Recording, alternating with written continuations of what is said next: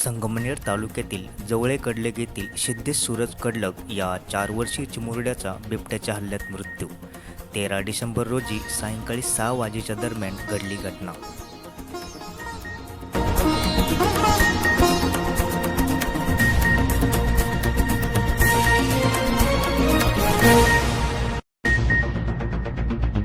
दिलेले आहेत. आपल्याला अहिल्यानगर जिल्ह्यातील सर्व नागरिकांना याद्वारे आम्ही आवाहन करतो की मकर संक्रांतीचा सण साजरा करत असताना आपण पतंग उडवण्याचा किंवा आनंद हा निश्चित घ्यावा, परंतु मांजाचा वापर आपण करता कामा नये, कारण त्याला प्रतिबंध आहे. आपणही करू नये आणि इतरांना पण आपण त्याबद्दल अवगत करावं, अशा पद्धतीचं आवाहन आम्ही आपल्याला. आगामी मकर संक्रांतीच्या संभाव्य अपघात टाळण्यासाठी जिल्हा पोलीस प्रशासनाने नायलॉन व चायनीज मांजाच्या खरेदी व विक्रीवर बंदी घातली आहे.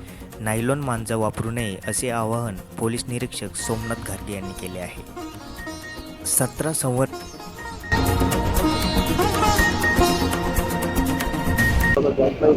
आमची या निमित्तानं मागणी आहे की सरकारने जो कोर्टाने निर्णय दिलाय तर ईडी विभाग कशाची वाट पाहते. मुख्यमंत्री महोदयांनी लवकर आदेश देऊन या 17 संवर्ग पदाच्या भरतीला मान्यता द्यावी, भरती करावी आणि त्या सर्वांना कायम करावा. म्हणजे आजचे 17 संवर्ग पेसा भरती पूर्ण करावी, तसेच भरलेल्या जागा कायम कराव्यात या मागणीसाठी नागपूर येथे विधान भवनासमोर आमदार डॉक्टर किरण लामटेंनी केले निदर्शन आहे. तसेच संबंधित प्रश्नाबाबत मुख्य सचिवांची घेतली भेट.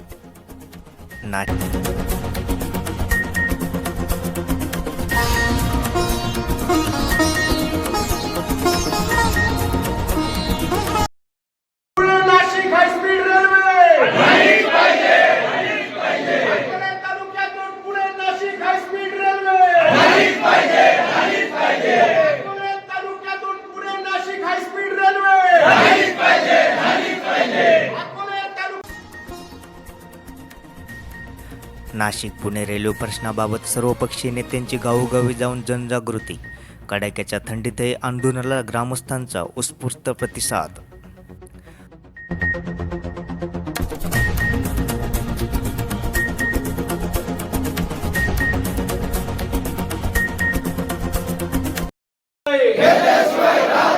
रेल्वे मागणीसाठी चलो संगमनेर, रेल्वे मागणीसाठी चलो संगमनेर, अकोले वाले चलो संगमनेर, संगमनेर वाले चलो संगमनेर, हक्काची रेल्वे मिळालीच पाहिजे. अकोल्यातून नाशिक पुणे हायस्पीड रेल्वे गेली पाहिजे या मागणीसाठी माकप व किसान सभा 16 डिसेंबर रोजी संगमनेर प्रांत कार्यालयावर काढणार मोर्चा. लोकप्रतिनिधींना विश्वासात घेऊनच रेल्वे मार्गाचे निर्णय व्हावेत. जिल्ह्यातील लोकप्रतिनिधी तसेच जनतेमध्ये निर्माण झालेल्या संभ्रमाच्या पार्श्वभूमीवर मंत्री राधाकृष्ण विखे पाटील यांनी रेल्वे मंत्री अश्विनी वैष्णव यांना पत्र लिहून रेल्वे मार्गासंदर्भात तातडीने बैठक बोलावण्याची विनंती केली आहे.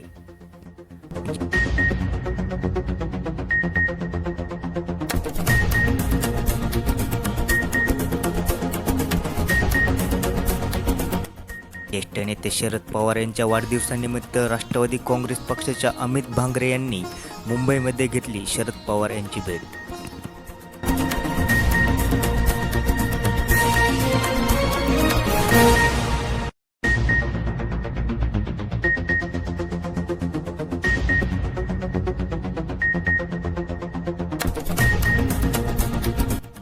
निळवंडेच्या उजव्या कालव्यात उसाने भरलेली बैलगाडी पलटली.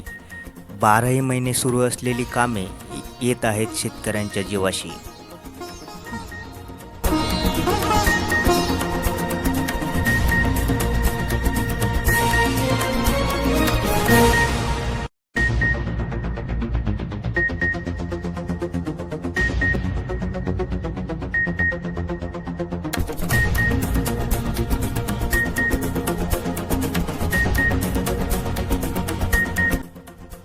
भंडारदरा धरणाच्या पायथ्याला आढळला महिलेचा सांगाडा. वन्यजीव विभागाच्या विश्रामगृहाजवळील महादेव मंदिराजवळील नाल्यात आढळून आला महिलेचा सांगाडा. अखेर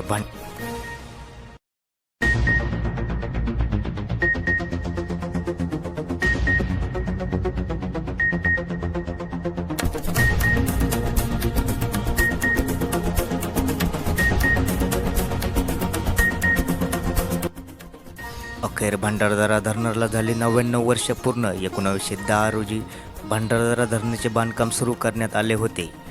जेव्हा बांधकाम पूर्ण झाले तेव्हा भंडारदरा धरण हे देशातील सर्वात उंच धरण होते. 1926 मध्ये धरणाचे बांधकाम पूर्ण करण्यात आले होते.